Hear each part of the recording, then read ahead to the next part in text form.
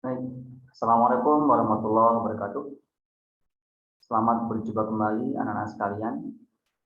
Pada pertemuan virtual kita hari ini kita akan membahas uh, bab 3 terkait bagaimana cara memproses reservasi. Ada banyak sekali subtopik yang sebenarnya bisa kita ulas, bisa kita diskusikan bersama pada pertemuan kali ini. Tapi tidak akan mungkin selesai dalam waktu 1 jam. Jadi setiap subtopik yang ada dalam bab ini memiliki penjelasan yang cukup panjang. Oleh karena itu, saya akan membagi setiap subtopik itu, atau saya akan membagi bab ini menjadi setidaknya 2-3 pertemuan. Pada pertemuan kali ini yang akan kita bahas hanya 2-3 subbab. Ya. Selanjutnya akan kita selesaikan pada meeting berikutnya. Baik, anak-anak sekalian, sebelum kita bahas lebih lanjut, sampai di sini apakah kalian paham apa itu reservasi? Sudah masuk ke kelas 11 ya. Level kalian sudah ada di pertengahan dan sebentar lagi kalian akan praktik ya, atau akan ada magang industri ya selama setidaknya 3-6 bulan, minimal 3 bulan. Nah, sebelum kalian terjun langsung di industri sebagai siswa magang, setidaknya kalian harus memiliki input atau memiliki background knowledge atau memiliki wawasan yang cukup terkait semua hal yang mengenai industri perhotelan. Termasuk diantaranya adalah hal-hal dasar seperti reservasi yang sangat vital bagi perhotelan. Nah, apa reservasi? Ya, reservasi memang secara bahasa artinya adalah pemesanan. Ya. Kalau kita buka dalam kamus yang berbahasa Inggris, ya kamus bahasa Inggris, maka pemesanan itu bisa reservation, bisa juga booking, atau dari dasarnya adalah book. Ya. Kemudian mendapat imbuhan ing menjadi gerund menjadi booking. Jadi bisa reservation, bisa booking. Akan tetapi yang perlu kalian catat dalam budaya kita, ya, dalam culture kita, hampir semua hotel ya, di Indonesia, ya, di negara kita, itu menghindari pemakaian kata booking ya, untuk menggantikan pemesanan. Jadi pemesanan kamar itu sangat menghindari pemakaian kata booking. Jadi booking ini dia anggap memiliki konotasi yang negatif. Oleh karena itu saya sarankan kepada kalian agar tidak menggunakan kata booking, tetapi pilihlah kata reservasi ya, untuk mengganti pemesanan kamar. Jadi secara aktif reservasi itu terkait dengan pemesanan kamar. Tapi sebenarnya bisa saja calon tamu itu memesan fasilitas yang lain, seperti mungkin meeting room atau mungkin ballroom dan fasilitas yang lain. Tapi seksi reservasi atau bidang reservasi itu memang sangat erat kaitannya dengan pemesanan kamar. Meskipun tadi saya katakan jadi tamu memesan fasilitas yang lain. Lanjut lagi. Nah ini tadi yang seperti saya katakan bahwa dalam bab ini ada beberapa topik yang akan bisa kita diskusikan. Nah, ini kalau kita hitung ada setidaknya ada 7 topik. Dan yang akan kita bahas ya pada pertemuan kali ini cukup 3 topik awal. Ini yang bisa kalian lihat ya di atas itu ada pengertian reservasi dan klasifikasinya, kemudian manfaat reservasi bagi hotel itu sendiri, dan kemudian adalah metode pembayaran reservasi. Nah, kita fokus pada 3 materi awal ini. Kemudian teori berikutnya akan kita selesaikan pada 1 hingga 2 pertemuan berikutnya. Ya, pertemuan yang akan datang.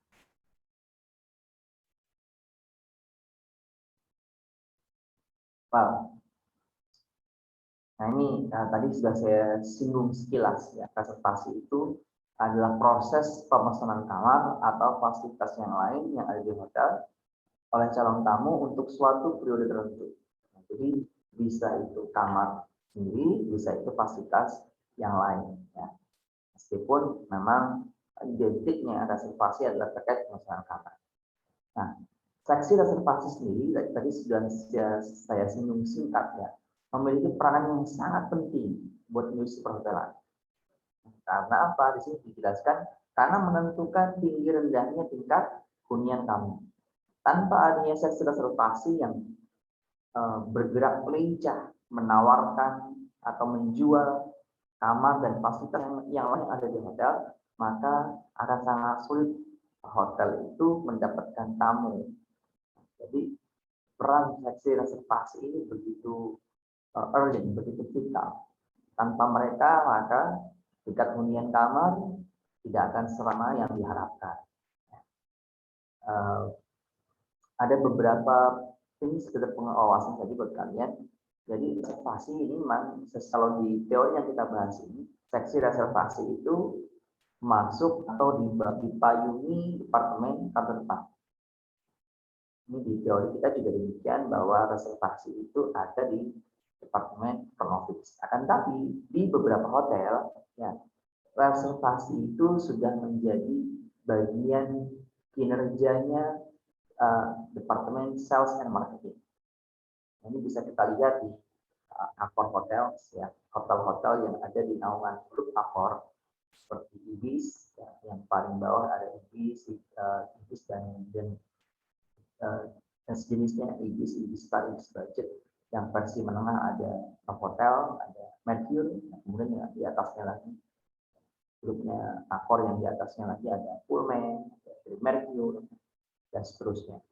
Nah, buat hotel-hotel yang berada di naungan Accor itu reservasi sudah menjadi ranahnya Departemen Sales and Marketing. Karena memang pihak marketing lah atau marketer hotel lah yang bertugas untuk mencari bola, untuk menjemput bola, ya, untuk menawarkan, untuk menjual semua fasilitas yang ada di hotel termasuk kamar demi ramainya tamu yang datang ke hotel memesan kamar dan juga fasilitas yang lain. Jadi begitu penting. Tanpa adanya reservasi, ya, bergerak sangat lari, yang menangani pemesanan dengan sangat baik, maka tingkat hunian hotel itu akan sangat sedikit. Dan bila tingkat hunian hotel itu sedikit, otomatis akan mempengaruhi pendapatan hotel itu sendiri, ya. Yang kemudian juga berimbas pada pada berkurangnya salary atau income yang didapat para karyawan itu sendiri. Karena itu sales and marketing yang menggawangi reservasi ataupun front office yang menggawangi reservasi, mereka harus berjibaku berusaha sedemikian rupa agar tingkat hunian kamar selalu terisi. Dan salah satunya di sini tugas mereka salah satunya adalah reservasi, menangani reservasi. Kemudian hasil kinerja para petugas yang ada di seksi reservasi inilah kemudian yang diserahkan, yang diolah, ya, yang ditindaklanjuti oleh mereka-mereka yang bekerja di reception atau di bagian penerimaan tamu. Nah, jadi kalau kita pahami reception itu tidak sama ya, reception dengan reservation ini dua kegiatan yang berbeda, dua seksi yang berbeda. Masing-masing ada di departemen front office, ya. Kecuali di beberapa hotel tadi yang berada di grup Accor ya. Masing-masing sama di departemen yang sama, tapi memiliki tugas yang sedikit berbeda. Ya, mungkin bagi apa bedanya reservasi dan resepsi? Padahal keduanya berbeda. Reservasi itu lebih kepada penanganan pemesanan kamar sebelum tamu itu tiba. Penanganan pemesanan kamar atau mungkin fasilitas yang lain, terutama kamar ya, sebelum tamu itu tiba. Meskipun sangat memungkinkan juga bila tamu itu datang ke hotel hanya untuk memesan, belum langsung check-in. Nah, nanti kita bahas, ada di slide berikutnya akan kita bahas.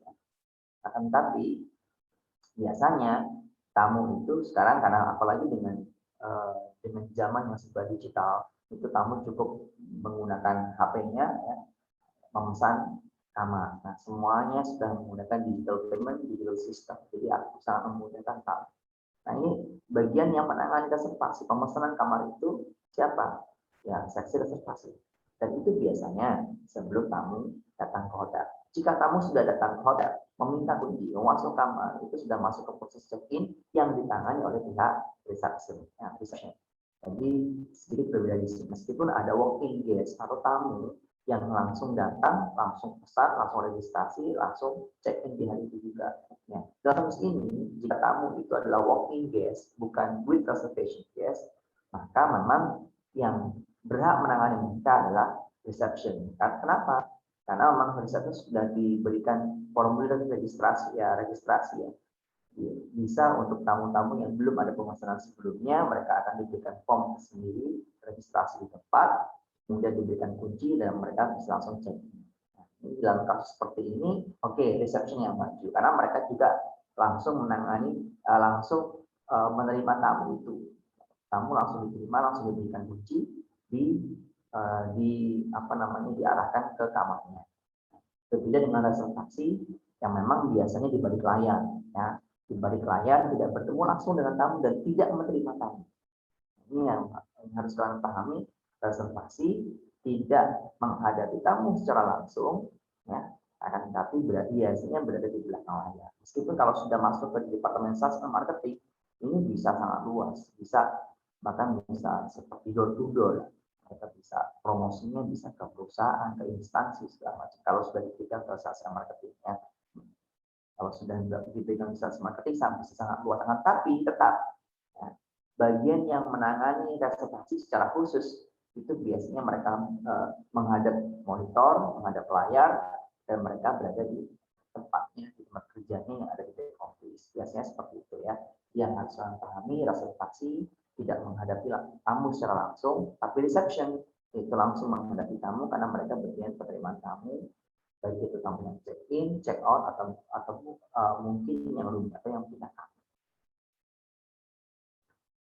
Berikutnya, nah klasifikasi reservasi. Ini sepertinya kepala saya sedikit mengganggu, tapi nanti saya jelaskan bagian yang berikutnya. Baik, di sini sudah ada 3 jenis reservasi. Jadi reservasi itu setidaknya ada 3 kalau diklasifikasikan jenisnya.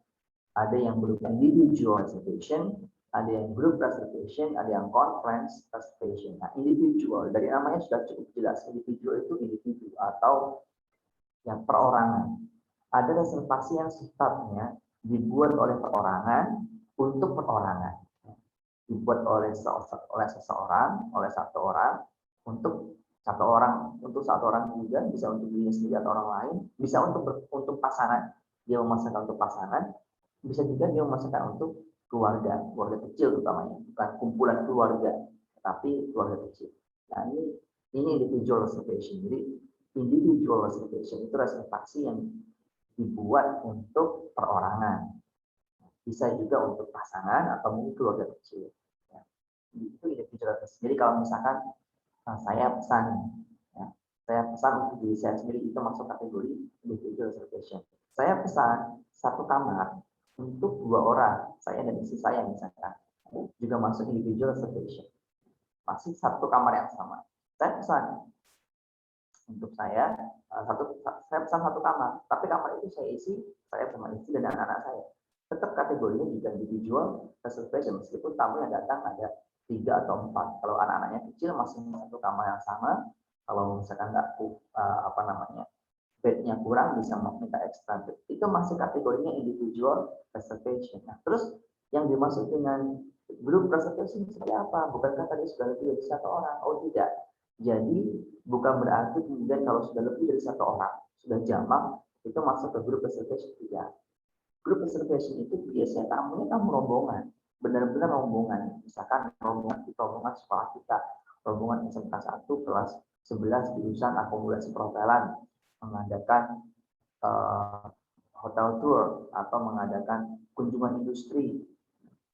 Dalam kunjungan industri itu kita mampir dulu ke hotel untuk menginap. Nah, rombongan kelas 11 ini ada 9 kelas misalnya. 9 kelas ini tidak akan mungkin kita letakkan, kita pesankan hanya 1 kamar. Pastinya mereka butuh berapa kamar. 1 kelas saja kalau misalkan ada 30 siswa, setidaknya butuh mungkin butuh 10 kamar. Ya, satu kamar kita isi 3 siswa, maka setidaknya butuh 3 kamar. Nah, ada 9 kelas berarti setidaknya lumayan juga butuh eh, butuh 10 satu kelas itu 30 10 berarti ada 90 kamar. Lumayan banyak kalau 9 kelas ya. Dan kalau seandainya satu kamar cuma diisi 3, tapi kalau satu kamar diisi 4 atau mungkin malah justru 5, maka mungkin berkurang tidak 90 lagi ya, tidak 90 kamar ya. Well, jadi tamu rombongan seperti ini butuh banyak kamar. Meskipun biasanya kamar yang dipesan itu satu jenis yang sama. Untuk memudahkan juga perhitungan budget dan segala macam dan untuk menghemat pengeluaran, biasanya kamar yang dipesan sama, tipikalnya sama. Kecuali untuk beberapa rombongan ya, ada di dalam satu rombongan yang sama itu ada bapak gurunya misalkan. Nah, bapak gurunya mungkin dipesankan kamar yang sedikit lebih bagus, misalkan seperti itu. Jadi tetap ya tidak akan mungkin jika misalkan yang dipesan itu ada 20 kamar, itu 20 tipe yang berbeda, tidak akan mungkin. Nah, jadi tipikal kamarnya itu biasanya akan sama. Tipikal kamarnya akan sama. Nah, jadi tamu rombongan seperti itu sifatnya ya. Tamu rombongan itu bukan berarti ada satu orang keluarga isinya ibu, ayah, 2 anak masuk kategori grup, tidak. Katanya benar-benar ya. Kalaupun dia keluarga, maka dia buat kumpulan keluarga. Misalkan kumpulan keluarga arisan keluarga besar, misalkan Sastrowardoyo, ada kumpulan keluarga besarnya arisan, misalkan itu ada beberapa kakak, masing-masing satu kamar. Nah, ini baru namanya group reservation, pesanan kamar untuk rombongan. Tapi kalau misalnya untuk perorangan, maka itu kategorinya individual. Nah, perbedaan yang lainnya juga di masalah harga. Kalau individual reservation, maka pihak hotel akan memberikan harga yang normal rates. Ini yang perlu untuk kepala saya, ini maksudnya normal rates atau package rate, harga paket atau family plan rates, harga keluarga. Jadi sifatnya harganya tidak didiskon karena untuk perorangan, ya. Kecuali yang pesannya tadi berombongan, pesan kamar untuk satu rombongan berupa ada 20 kamar, maka pastinya akan ada pertimbangan khusus buat tamu tersebut yang besar. Ada diskonnya. Maka di sini dikatakan untuk yang tamu rombongan, maka harga yang diberikan spesial berupa discount rates, ya, berupa harga khusus yang sudah didiskon. Sama lah kalau kita membeli barang dalam jumlah yang besar, ya, di pihak grosir, maka pasti akan mendapatkan harga yang jauh lebih murah ketimbang kalau kita belinya ketengan, belinya satuan. Nah, sama juga di hotel juga berlaku demikian. Kalau kita pesannya sekaligus barang pada waktu yang sama untuk periode tertentu, maka pastinya akan ada discount rates-nya atau group rates atau harga khusus yang diberikan untuk rombongan itu. Nah, terakhir adalah conference reservation. Nah, di sini dijelaskan pemesanan kamar untuk rombongan yang akan mengadakan pertemuan. Nah, akan mengadakan pertemuan, mengadakan konferensi, eksibisi, atau suatu kegiatan yang ada di hotel, yang biasanya diadakan oleh organisasi, perusahaan, atau asosiasi tertentu. Nah, ini bedanya antara group reservation dan conference reservation. Kalau group reservation itu benar-benar murni hanya memasang kamar dalam jumlah yang banyak dan mereka hanya memasang saja. Karena mereka mungkin ada suatu kegiatan tertentu mampir di hotel itu untuk tinggal selama mungkin 1 hari atau mungkin 2 hari. Sudah tujuan mereka yang untuk stay, yang untuk istirahat, untuk tinggal sementara. Tapi kalau conference reservation, mereka hanya memesan kamar, tapi mereka juga memesan fasilitas yang lain. Misalkan memesan ballroomnya atau hidupnya untuk apa? Untuk kegiatan yang besar, pertunjukan, pagelaran seni mungkin, pagelaran pagelaran pameran pendidikan, pagelaran industri pertahanan, ya, pertunjukan seni segala macam. Nah, jadi ini kategorinya lebih ke MICE ya. Untuk kegiatan-kegiatan sifatnya MICE, mereka menggunakan hotel untuk melaksanakan kegiatan itu dan mereka melaksanakan itu dalam misalkan kurun waktunya ada cukup lumayan lama, ya, sehari atau mungkin memakan lebih dari sehari 2 hari misalkan, dan tamunya mau tidak mau akan menginap. Nah, ini tamu-tamu ini yang dikoordinir oleh organisasi itu atau mereka yang mengadakan acara itu yang butuh beberapa alat dan konferensi seperti itu.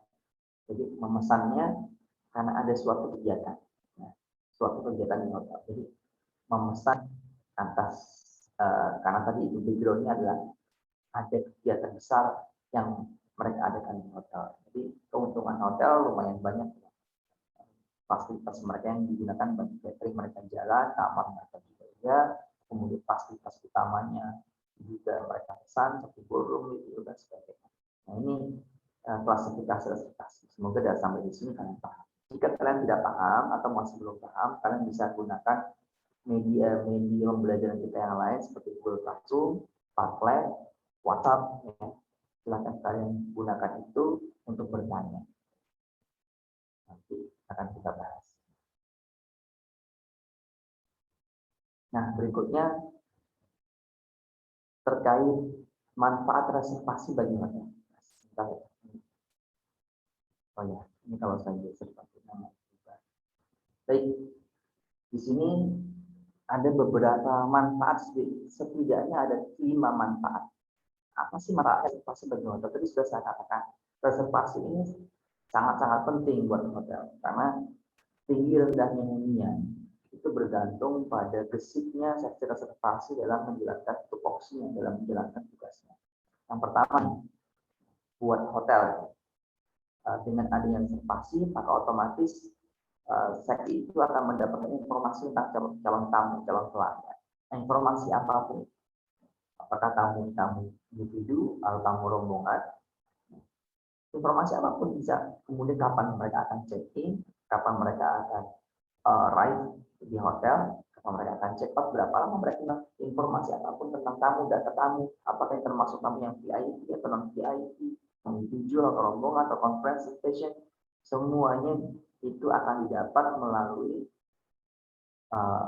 seksi reservasi yang menangani masalah kamar. Yang kemudian yang kedua adalah memblokir kamar atau mengecup kamar atau kamar ini sudah diblok, sudah tidak bisa lagi dipesan oleh yang lain karena sudah dipesan, maka sudah tidak akan lagi dijual untuk yang lain. Dengan kamar yang sudah diblok tadi, yang sudah dicup ya lah istilahkan, sudah sudah ditandai tadi, maka untuk tingkat hunian kamar pun akan bisa diketahui. Kalau gitu ada rombongan SMK 1 mau menginap minggu depan, maka berarti dari sekian sudah pasti ada 20 kamar yang akan terhuni. Nah, dengan kamarnya sudah diketahui duluan. Nah, kemudian juga kita sudah bisa memperkirakan dari jauh hari berapa lama durasinya tamu-tamu tersebut akan menginap. Nah, gitu ya. Jadi dengan demikian pihak hotel sudah bisa memperkirakan kebutuhannya apa dan apa yang harus mereka siapkan. Kalau tamu VIP, apa yang mereka siapkan. Misalkan ada menteri yang berkunjung, maka pastinya dari tidak hanya persiapan kamar, tapi keamanan dan segala macam pasti semuanya sudah disiapkan. Nah, ini manfaatnya keadaan reservasi. Kemudian yang ketiga, mempelajari tipe tamu. Tipikal tamu itu pasti akan berbeda-beda. Dari mana mereka datang? Apakah penduduk lokal atau internasional? Kemudian ada budayanya seperti apa? Jangankan negara lain. Dengan saudara sendiri kita, dengan saudara sendiri saja yang berbeda daerah, itu pastinya mereka membawa kebudayaan yang berbeda. Apalagi mereka yang datang dari negara lain. Maka dengan adanya penanganan reservasi, kita akan mendapatkan informasi, termasuk kita mengetahui bagaimana tipikal tamu, pendapatan tamu seperti apa. Kalau tamu ternyata tamu yang menengah ke atas, tentunya ini bisa menjadi kesempatan ya reservasi untuk menjual kamar dengan harga yang pantas buat mereka, dengan harga yang tentunya tidak murah, disesuaikan dengan kantong mereka yang baik. Kemudian jarak antara tamu tersebut dengan hotel akan jauh tidak. Ya, gunanya untuk apa? Agar pihak hotel bisa mempersiapkan treatment yang terbaik, mempersiapkan pelayanan. Yang keempat, sebagai tolak ukur keberhasilan hotel. Nah, tadi sudah saya katakan bahwa tinggi rendahnya tingkat hunian kamar itu bergantung pada perannya seksi reservasi. Dengan tingkat hunian kamar yang begitu tinggi, pastinya dan juga fasilitas yang lainnya, pasti akan menjadi tolak ukur keberhasilan hotel ya, dikenal masyarakat, dicintai publik ya, kemudian dipercaya ketika ada acara mereka tetap digunakan dan ramai dikunjungi tamu. Nah, ini juga bisa menjadi evaluasi juga buat seksi reservasi ketika tingkat hunian tamu itu tidak terisi, maka pastinya mereka adanya terobosan, itu atau inovasi ya, tingkat hunian kamar dan juga fasilitas yang lain yang dijual itu selalu diminati pelanggan. Nah, yang terakhir adalah sebagai dasar target pencapaian kinerja keuangan hotel. Nah, pastinya kalau tingkat hunian kamarnya tinggi, fasilitas yang lain juga terjual tinggi, pastinya itu akan mempengaruhi income ya atau level pendapat hotel. Semakin ramai tamu yang berkunjung ke hotel memesan kamar, akan semakin tinggi juga dari pendapatan. Itu juga akan menjadi penentu juga sedikit atau banyaknya bagi hasil yang akan diberikan hotel kepada para karyawannya.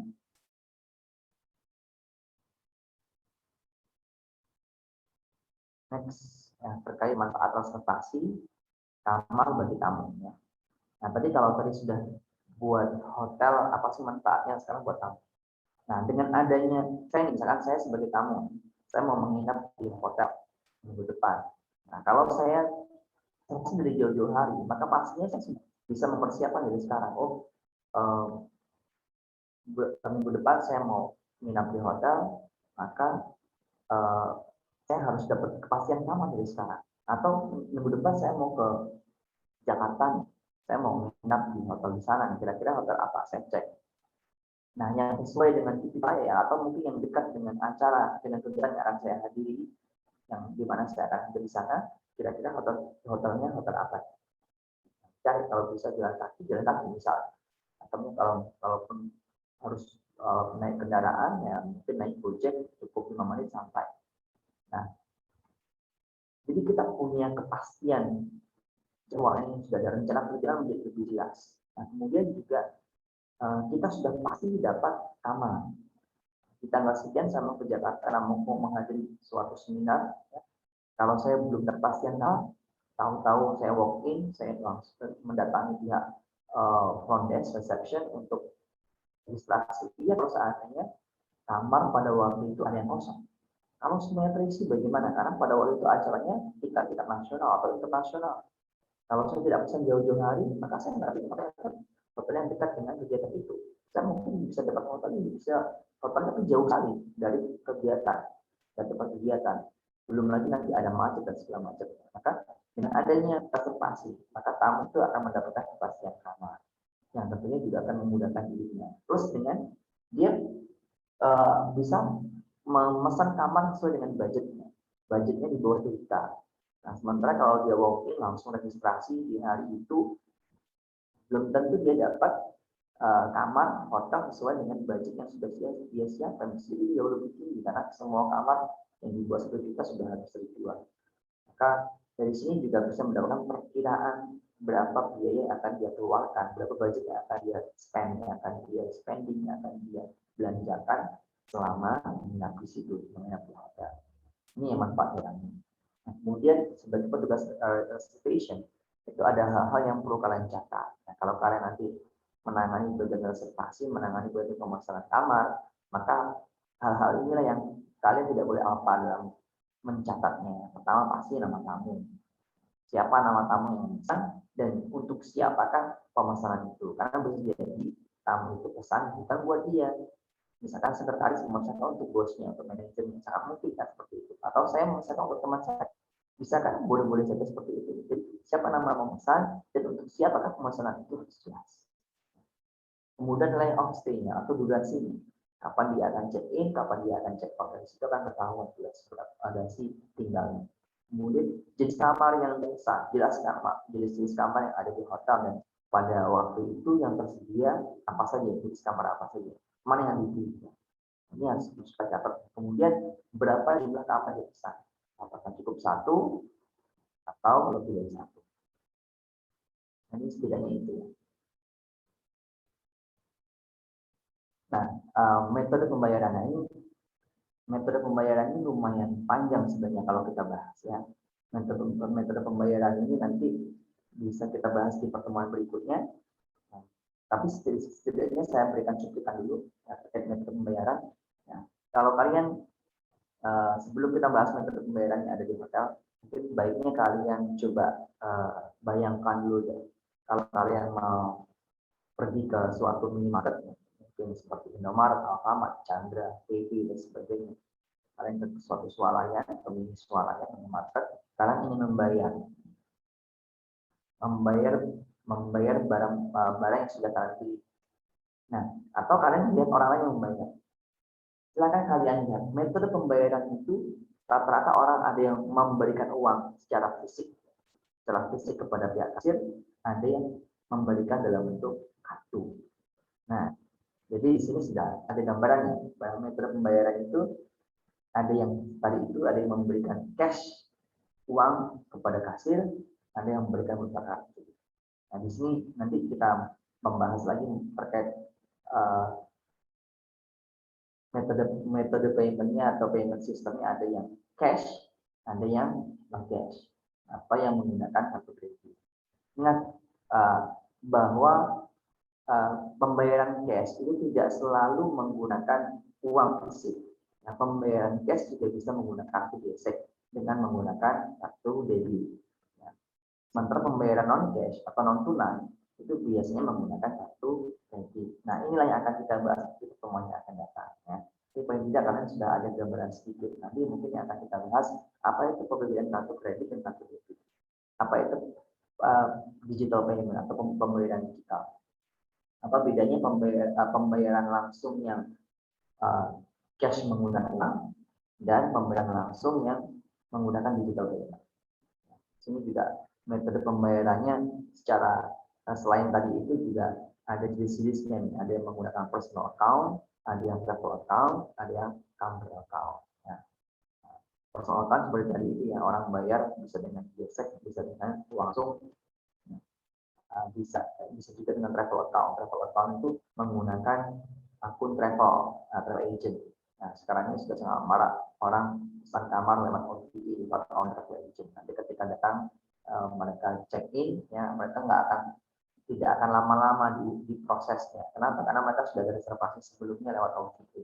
Jadi mereka cuma menunjukkan travel account-nya, rujukan itu di situ, dengan pihak reservasi akan dilihat, akan dicek, pihak reception ya, akan dicek bahwa benar yang bersangkutan ini atas nama itu sesuai dengan nomor KTP-nya, sesuai dengan identitas yang ada di KTP-nya, dicocokkan datanya dengan reservasi yang sudah masuk di sistem. Ketika itu sudah sesuai travel account dan data yang ada di data reservasi yang ada di hotel, maka nanti akan diberikan kunci. Ini travel account. Travel account seperti itu gambarnya. Nah, company account itu ya pembayaran yang dilakukan oleh perusahaan atau kantor yang mengutus tamu tersebut. Bisa itu dibayarkan secara penuh atau hanya dibayarkan sebagian saja. Misalkan hanya kamarnya saja. Nanti kalau ada fasilitas yang lain yang dia pakai, kita mau masjid atau spa, sauna, itu akan bayar sendiri. Nah, ini company account. Jadi pembayarannya nanti yang menjamin atau yang membayar pihak company, pihak perusahaan, pihak kantor, pihak instansinya. Travel account tadi, travel account itu pembayarannya sudah melalui travel agent biasanya, kemudian ketika datang ya, tinggal menunjukkan travel account ataupun OTA mereka yang sudah diinstal di masing-masing. Jadi pertemuan berikutnya yang akan kita bahas terkait tadi ya pembayaran yang lebih spesifik lagi, pembayaran yang sifatnya digital payment, baik itu yang cash maupun non cash. Nah, ini ya salah satu alat yang nanti digunakan dalam pembayaran yang karena pastinya sudah sering lihat ketika membayar di kasir. Alat ini namanya adalah EDC atau Electronic Data Capture. Ini ada salah tulis, yaitu bukan capture tapi harusnya capture. Salah tulis ya, mohon maaf. Nah, ini alat ini ada yang digesek, ya. Ada yang kemudian dimasukkan ya, di bagian bawah itu mengarah pada chip. Ya. Seperti ini. Kemudian yang berikutnya nanti akan kita bahas ya pada pertemuan-pertemuan yang akan datang. Jadi terkait ini jenis transaksi dan segala macam akan kita bahas lagi pada pertemuan berikutnya. Silakan kalian tuliskan nama dan kelas di kolom komentar di video ini biar saya bisa merekam kalian dan jika ada pertanyaan silakan ditanyakan. Kalian bisa manfaatkan juga akun-akun pembelajaran kita seperti Google Classroom, kemudian Padlet, WhatsApp itu sendiri silakan ditanyakan. Cukup sekian pertemuan kita pada kali ini. Pertemuan mendatang kita akan bahas terkait ini kredit card, debit card, dan yang seterusnya. Kita akhiri, wassalamualaikum warahmatullahi wabarakatuh.